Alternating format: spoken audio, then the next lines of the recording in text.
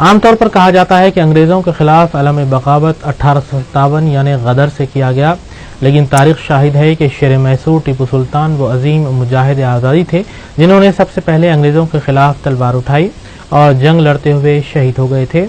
اس عظیم ہندوستانی سپوت کی یوم شہادت پر پیش ہے روبی نیوز کی یہ خصوصی رپورٹ۔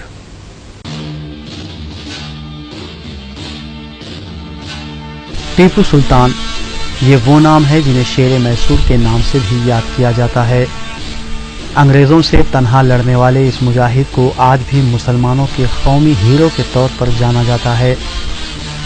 اسلام نے دنیا کو کئی ایسی نامور شخصیات دی ہیں جن پر تمام انسانیت فخر کر سکتی ہے، اور ٹیپو سلطان کا شمار بھی انہی شخصیتوں میں ہوتا ہے۔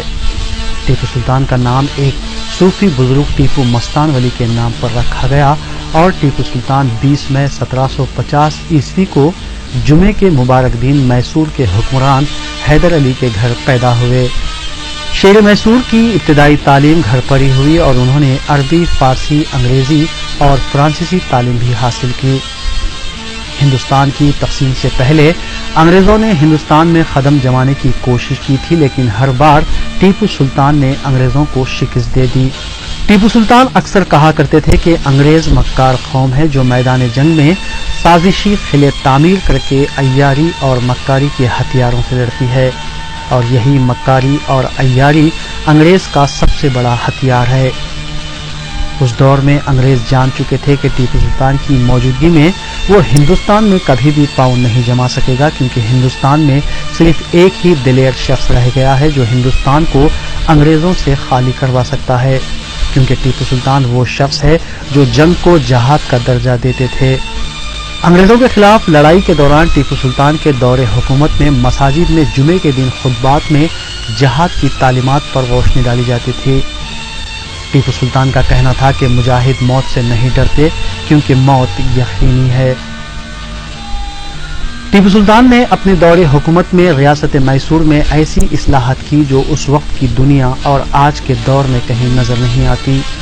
اہل میسور اپنی آسانی کے مطابق لگان ادا کرتے، کاروباری لوگ اپنی رضامندی سے بیت المال میں فاضل دولت جمع کرواتے، کیونکہ ٹیپو سلطان رعایا کے دلوں پر حکومت کرتے تھے۔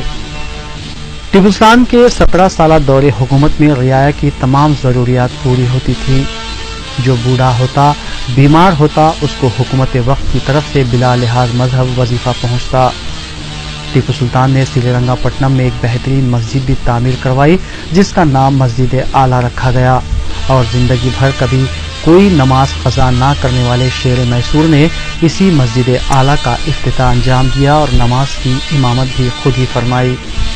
ٹیپو سلطان نے انگریزوں کے سامنے کبھی ہتھیار نہیں ڈالے۔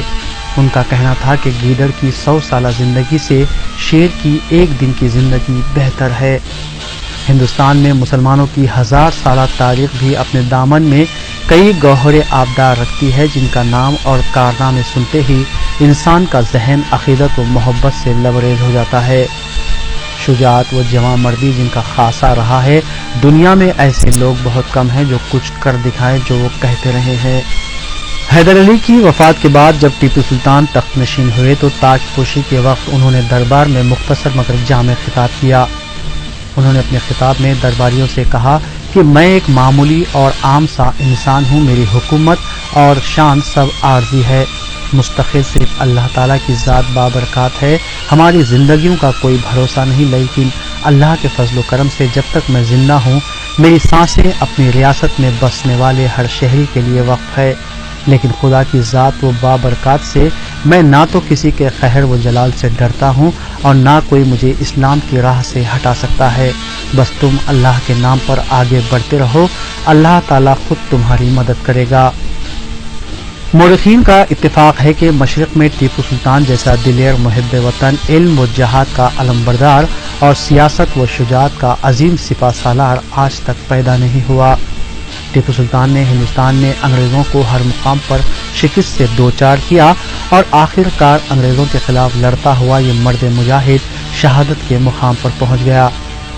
جب انگریزوں نے اس شہید کے جسد خاکی کو دیکھا تو انہوں نے نعرہ بلند کیا کہ آج سے ہندوستان ہمارا ہے۔ ٹیپو سلطان نے اس وقت علم جہاد کو بلند کیا تھا جب ملک अंग्रेजों की गुलामी में जकड़ने लगा था। अगर वो चाहते तो दूसरे मफाद परस्त हुक्मरानों की तरह अंग्रेजों से समझौता करते, वक्ती ऐश व आराम उन्हें जरूर हासिल होता, लेकिन आज तारीख उन्हें शेर मैसूर के नाम से याद ना करती। बरखिलाफ इसके उस अजीम शख्सियत ने आर्जी जिंदगी की बजाय हमेशा रहने वाली जिंदगी को तरजीह दी और अपनी लहू से आज़ादी के लिए नई तारीख रकम की। टीपू सुल्तान ने कभी अंग्रेजों के सामने हथियार नहीं डाले, मगर जब वो 4 मई 1799 ईस्वी को श्रीरंगपट्टनम के किले में अंग्रेजों के खिलाफ मैसूर की चौथी जंग में मर्दाना वार लड़ते हुए शहीद हो गए, तब अंग्रेज कौम के पांव इस सरजमीन पर जमने शुरू हो गए। टीपू सुल्तान वो मुजाहिद और दिलेर जंगजू थे जिनकी कहानियां सुनाकर अंग्रेज माएं अपने बच्चों को डराया करती थीं। 4 मई 1799 से आज 4 मई 2013 तक 214 साल गुजर गए, मगर टीपू सुल्तान के दौरे हुक्मरानी और इस सरजमीन पर हिंदुस्तानियों को गुलाम बनाने वाले अंग्रेजों के खिलाफ लड़ाई के जज्बे को आज भी याद किया जाता है। तालीमी निसाब में शहीद टीपू सुल्तान से मुताल्लिक़ दौरे हुक्मरानी, अंग्रेजों के खिलाफ लड़ाई व दीगर कारनामों को शामिल किया गया है। ताहम आज नौजवानों की अक्सरियत इस अजीम मुस्लिम शख्सियत के कारनामों से नावाकिफ है। तारीख का मुताला करे तो मालूम होगा कि टीपू सुल्तान एक कौमी हीरो थे जिन्होंने जाम शहादत नोश किया, मगर गैरों और जालिमों के सामने सर नहीं झुकाया। आज ज़रूरत इस बात की है कि तारीख की इस अजीम शख्सियत के कारनामों और दौरे हुक्मरानी के अलावा बातिल के सामने सर झुकाने से बेहतर सर कटाने का जज्बा नई नस्ल में पैदा होना चाहिए। नाज़रीन को हम याद दिलाते चले कि तकरीबन 20 साल कबल दूरदर्शन पर शेर मैसूर टीपू सुल्तान पर एक सीरीज भी पेश की गई थी, जिसे प्रोड्यूसर, डायरेक्टर और एक्टर संजय खान ने पेश किया था। कौमी चैनल पर पेश किए गए इस सीरीज से मुल्क की कसीर आवाम को इस अजीम और जांबाज शख्सियत के बारे में मालूमात फराहम हुई थी और नाज़रीन उस वक्त टीपू सुल्तान पर बनाए गए इस सीरियल के जबरदस्त मुद्दा बन गए थे। रूबी चैनल शेर मैसूर शहीद टीपू सुल्तान रहमतुल्लाह अलैह को इस मुख्तसर सी रिपोर्ट के जरिए खिराज अकीदत पेश करता है और नाज़रीन से ये अपील करता है कि वो अपने बच्चों को तारीख के उन मुस्लिम शख्सियतों के अहम कारनामों से वाकिफ करवाएं जो हकीकी तौर पर रियाया के हमदर्द, कौम के रहनुमा और सच्चे मुहिब्ब वतन थे।